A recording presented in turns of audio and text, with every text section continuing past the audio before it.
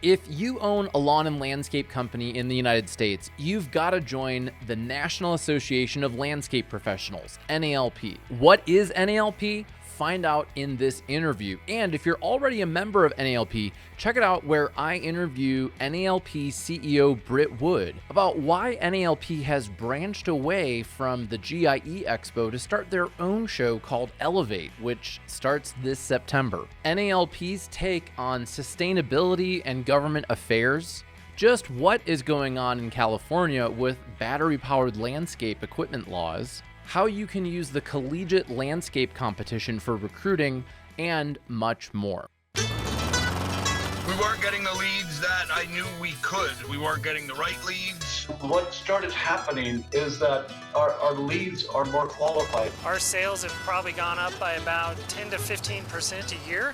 We're going to increase our sales volume by $1 million in a year.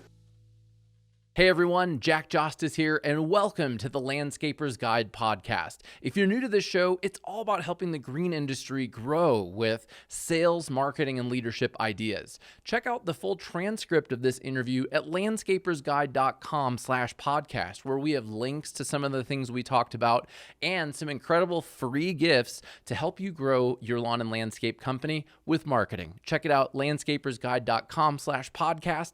And without further ado, let's have a great conversation with Britt Wood, the CEO from NALP. Hey everyone, welcome to the Landscaper's Guide. Today we have Britt Wood, who is the CEO of NALP, which is the National Association of Landscape Professionals. I've personally been an NALP member for about 5 years now. It's an incredible association, and they've got a lot of new things going on. So today I wanted to invite Britt on the show to share some of those new things. And Britt, welcome to the show. Well, Jack, thank you so much for having me. Really appreciate the opportunity to talk a little bit more about NALP and everything we've got going on. And just kind of by making sure all your listeners are on the same page. I know many of your listeners and have been members for years, and so they know everything there is to know about NALP, but there's some folks out there that still aren't members. Again, we're a national association that represents both landscape and lawn care companies.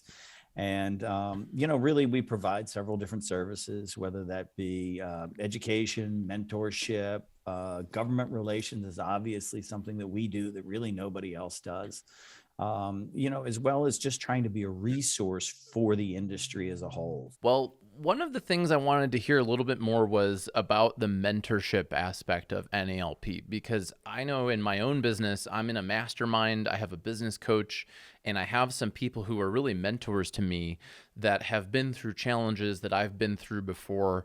And when I meet with my landscape clients, a lot of times I'm like, oh, you should really be in a group of people and get a mentor. So at one point, I think it was called Trailblazers. I know that there have been some changes. Tell us a little bit, what does the mentorship aspect of NALP look like these days?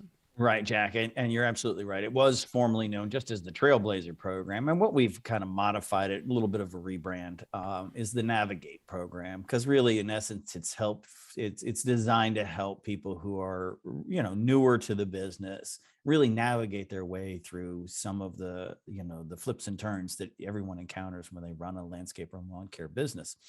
So what's unique about the Trailblazers is that all the mentors actually have to go through an approval process. So not anybody can volunteer to be a mentor.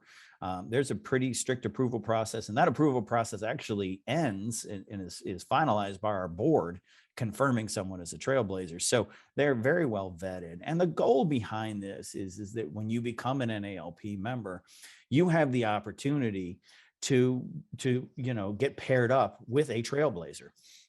And that Trailblazer, it used to be the Trailblazer would always just come to your facility and meet with you for a day and walk you through and then be available for you for follow-up questions and everything else along that line. And so they kind of stick with you. We've since modified it due to COVID so that people can still do a Zoom, but they'll dive into every aspect of your business. I really like that. And, one of the sayings that I learned early in business was givers gain. I remember I went to a BNI, I think that's Business Network International. I went to this networking event and they were talking about how to really get the most out of BNI and out of networking, you really need to give. And what are maybe some of the benefits to the people who are the trailblazer who are giving? What are maybe some stories you've heard from them about things they've learned by mentoring someone else? Well, I think there's two primary things that our trailblazers consistently talk about that they get out of it. One is first that when you help someone, it always makes you feel better. I think we can all look back on times in our lives when we've assisted someone and in a result, they've solved a problem and become successful. And there's a certain element of pride in being able to help people and allowing them to grow and evolve as an individual. I will say, though, that our mentors always talk about the fact that it's interesting to deal with people who are newer to the business because sometimes they approach things differently. And that will sometimes give the mentor pause to say, well, have I thought about that in my business? And so I think it's this thing that, and this industry is really good at this, Jack. This industry really is truly unique in how well it shares, right? And how well the individuals in this industry care for each other. And so I think it's always interesting when you have a mentor who could be like, well, I know everything and no, you're wrong. But when they listen to a different perspective and a different approach, they really gain from that as well. So those are some of the benefits, the two really primary ones we get consistently back from our mentors. Yeah, that's absolutely spot on. I found when I am working with other people in my mastermind group through challenges they're having, I'm learning a lot just by talking with them and seeing them approach things in a new way. So what are maybe some of the other aspects of NALP membership that are underutilized or you wish that people would take advantage of, that they just maybe they've been a member for 10 years and they've, what are some things that you're seeing that could be helpful to people who are already a member that they're not using?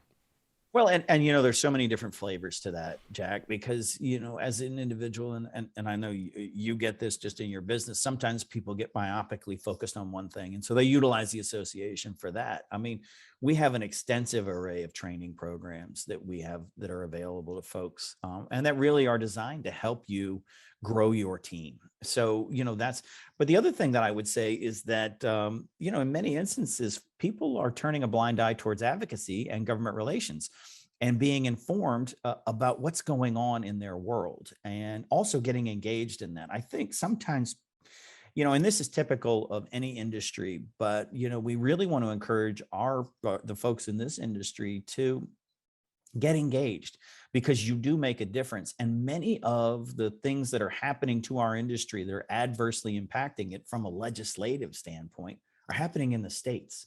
And then there's just a myriad of things that we have, we try to make available to folks. Certainly we have our conferences and our education that we provide and that's an excellent resource. And, we want to also enable it so that people can do more networking. That is the one thing that this industry, you go to other industries, Jack, and you'll see folks that really want to sit in education sessions and don't want to talk to anybody, right. Want to stare straight ahead and get lectured to, and they feel good about that.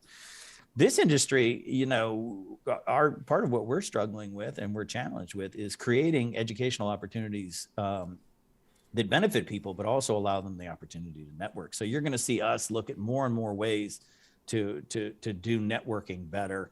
We do have what we call our networks, Jack, and those are we have our Women in Landscape Network, we have our Latino Landscape Network, and we have our Young Professionals Network, right? And these are things that people need to take more advantage of. The Women's Network has actually grown like a weed. I mean, it is. I think it's well over 1,500 now folks that are in it, and it's not just for women, by the way. Men can join, right? And so. But it really provides this great space where women can tackle issues that are pertinent to them, and they really kind of feel safe. Latino Landscape Network, same thing. Young Professionals, they're kind of competitors of yours, Jack. They do a podcast as well, but and I only mean that just in the competitors in the in the podcast world. They don't do any sales and marketing expertise like you do. I think people don't take as much advantage of our National Collegiate Landscape Competition. That's a grand opportunity to recruit people. And, we had over 55 colleges this year, just kind of our first year back after COVID. we're going to probably have upwards of 80. In fact, we're engaged in an effort right now to also get more historically Black colleges involved in NCLC. So we're also trying to bring the diversity. And let me tell you something cool about NCLC this year, Jack. You know, I think our industry gets a bad rap sometimes for being a bunch of white guys, and especially at the leadership level. I will tell you, the students that were there, the overall winner of the competition was a female. Winner of two competitions, two of the individual competitions was an African-American. The winner of the cheer competition was an all-female team. And I would say the audience was well over 50% female and was much more diverse than we've seen in years. Well, that's awesome. And, you know, I've been to that competition before. It's really exciting to see all the young people come out. And I know it's definitely a great recruiting opportunity. Like you said, I have some clients who have found great employees or even interns or apprentices through that. So definitely get involved with that. When is that? It happens every year. It's in March. So Yeah. next year, and I don't think we've hammered out the exact dates yet for next March, but it's every year in March. It's generally right around the middle of March. We'll be at Mississippi State this year. Let me tell you something cool. So I know you know Mike Bogan of Landcare, Yes, correct? right. And Mike is going to be our president next year. Mississippi State is his alma mater. So he's going to be president when Mississippi State is hosting NCLC. Mike competed in NCLC when he was at Mississippi State. So it's this really kind of cool evolution, if you will, that here is a guy who, you know, runs one of the top 10 companies in our industry. He went to Mississippi State. He participated in NCLC, and now he's going to preside over NCLC as its president. So, you know, just kind of another neat thing about this industry and about NALP that we just get really jazzed up about. Well, tell me a little more about advocacy. That was one of the things that you were mentioning, that, you know, with government relations, that you'd like to see members get involved, especially at a state level. What are some of the priorities for NALP this year, and also how can association members get involved in a local level? Absolutely. So 3 primary issues for us. First, obviously dealing with labor. The H-2B program. We're advocating, you know, this is more of a federal issue. Okay. So, and again, what we're advocating for is really a primary focus is the returning worker. So in other words, if you have an H-2B worker, we want them, if they want to return and work for you, they won't be counted against the cap, because there's only a certain amount of H-2B workers that are allowed in. The state level, though, we've got 2 really significant issues that we're working on. One is obviously the ability to utilize fertilizers and pesticides that are approved by the EPA and have been shown to be safe and effective at the state level, and not having bans go in place that are arbitrary and create challenges for our companies. And then the third overall item, but the second one that's really critical in the States, is this switch from gas to electric. As you may be aware, California has mandated that they will no longer sell gas powered equipment that our industry uses after 2024 in the state of California. Now, that doesn't mean you can't use the equipment, but you can no longer purchase it. So it's kind of forcing the industry to shift over to electric. We've actually partnered, Jack, with a group called AGSA, the American Green Zone Alliance. And they really have taken a lot of time to study the equipment and have done a lot of research in terms of where it is. And we're partnering with them in this effort because AGSA and NALP agree that electricity is going to be great for our industry, but it's not quite ready yet. And so those are things that we need to work on. Good. Yeah. I'm glad to hear that, because I mean, I do believe in the power of electric, you know, powered lawn care equipment. And we've had people on the podcast who are using it. You and I were at Marty Grunder's event where Steel had that incredible trailer with all their different chargers and things. So there's a lot of innovation happening. I think it's all on track. And yeah, we can't just suddenly arbitrarily say in 2 years, the whole industry is going to be battery powered. We're just not there yet.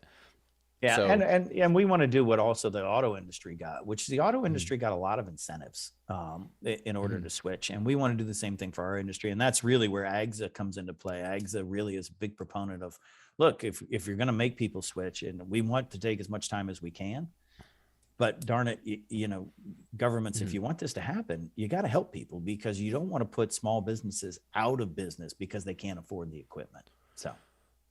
Yeah, definitely. Yeah, because then the cost of everything will increase that much more in a time where inflation is rampant.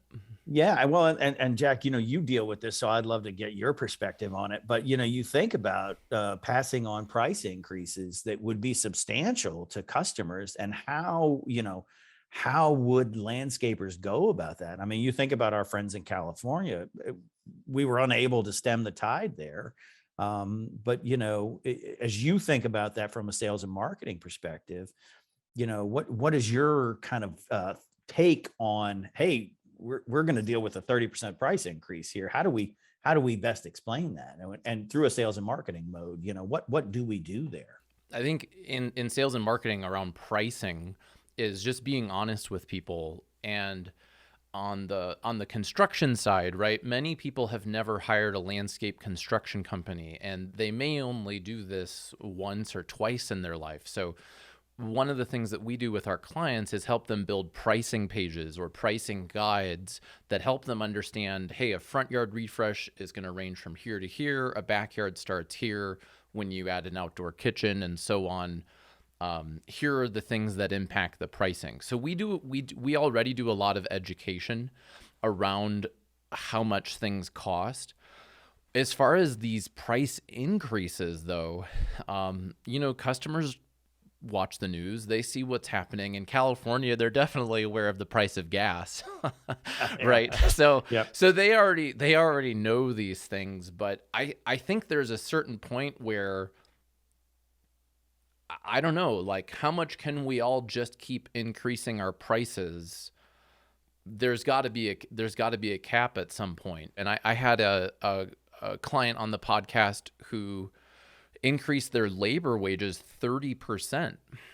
And that was the thing they needed to do to be competitive from a labor standpoint. And they finally started getting their positions filled.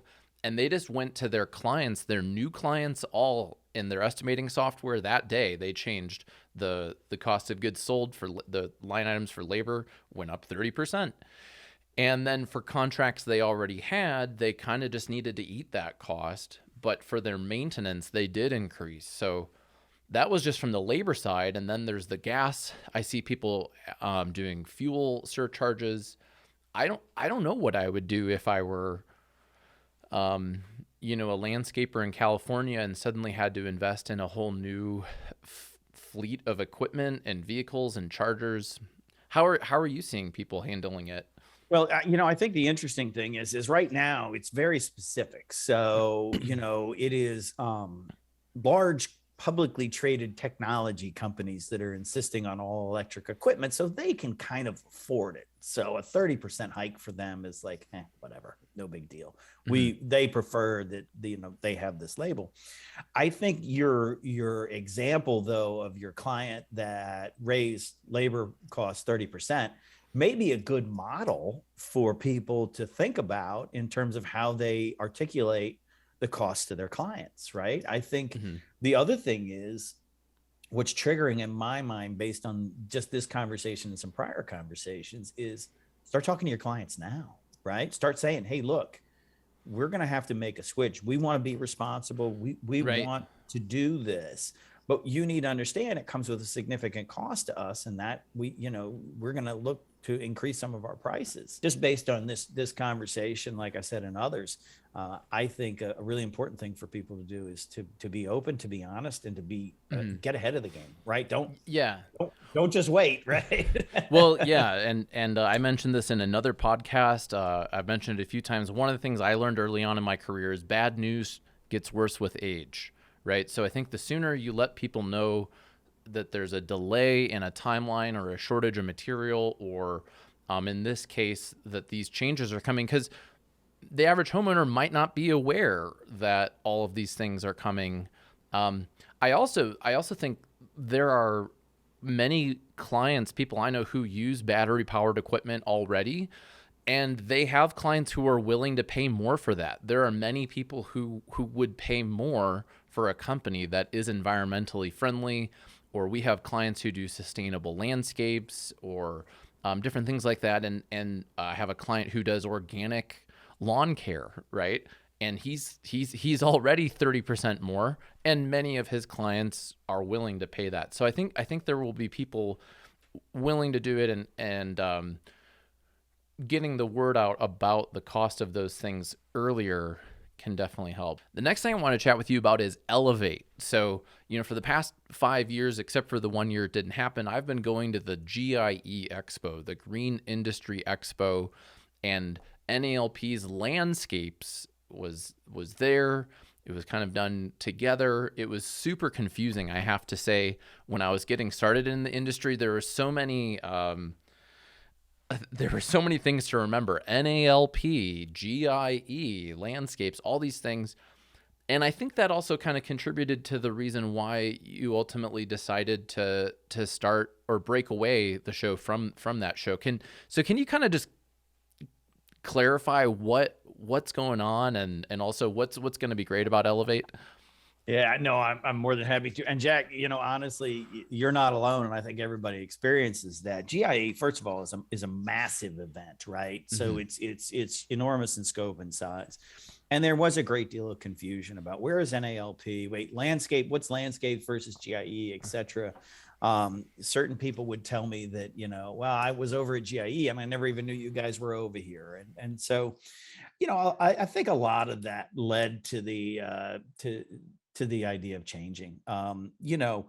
Really it came down to a few things. First of all, NALP, if you're going to participate in a trade show, you want people to be able to identify you as the leader of that conference, that event, etc. And I'll tell you, Jack, one of the things I experienced in my first year, even with COVID, was talking to West Coast members and them saying, well, you're an East Coast organization, right? You only do your show on the East. It's really hard for me to get to it. You never come West, what's going on? So one of the objectives the board had was to be able to move the event around, right? And so that we can go to different places. And I think the other thing that had gotten lost is that we no longer did site visits to local landscapers because there were only so many in Louisville, and you can't keep going back over and over and over again. So I use that analogy to say everything that was wrong with GIE, we're seeking to do right with Elevate. So the hall is not going to be this enormous sea of steel. The booths are the biggest booth you can get is a 20 by 40 booth. Most of the booths at GIE were 100 by 100. I mean, those are huge things. They were. And you can think about it. And for an individual like yourself who wants to meet people and see people, the odds of you running into people in a hall that was that large are really minimal. We're going to have a much smaller exhibit area. So it's going to be much easier for individuals to interact, to talk, and to meet each other.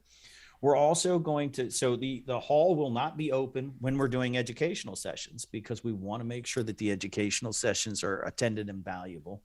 We're trying to create a lot more networking time. We understand that this industry really appreciates the opportunity to talk to each other.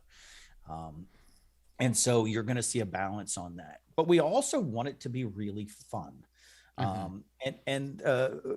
But going back to why we chose the Gaylord for our first event, you'll see when you go to the Gaylord Palms in Florida, it's fairly isolated. It's kind of hard to get to other places. And the idea behind that is that we want the industry to be together. We want you to run into people. We want you to have conversations that may have never naturally occurred in Louisville because you were so spread out. There are also no buses. Everything's walkable. Yes. Right. So trust me, that's no more buses.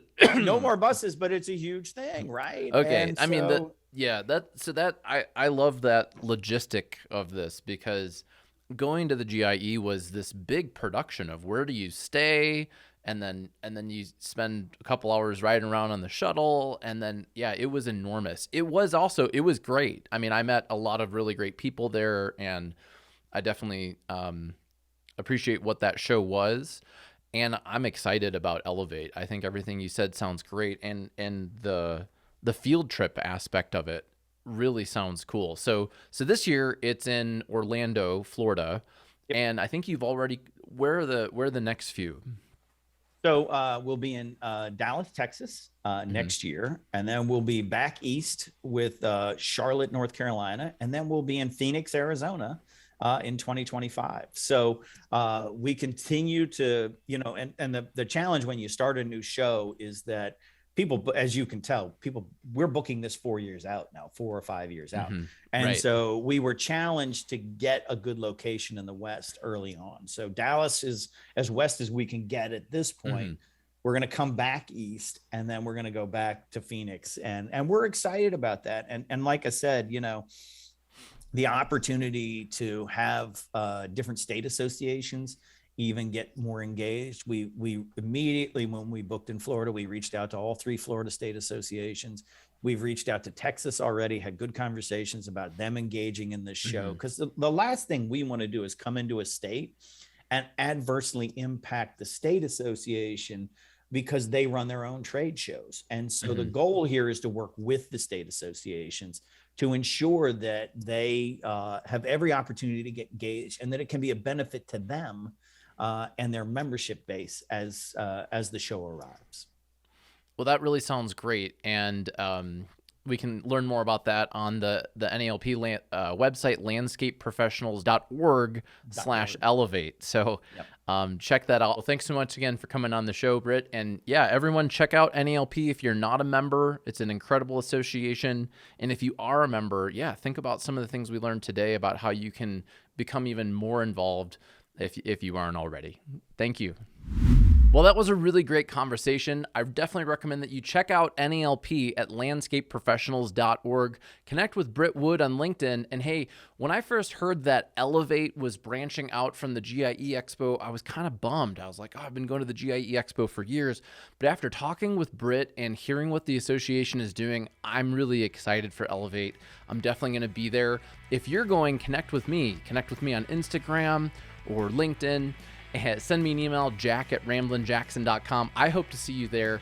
And again, check out landscapersguide.com. Subscribe to our podcast for more exciting interviews. My name's Jack Jostes, and thanks so much for checking out the Landscaper's Guide. Talk to you next week.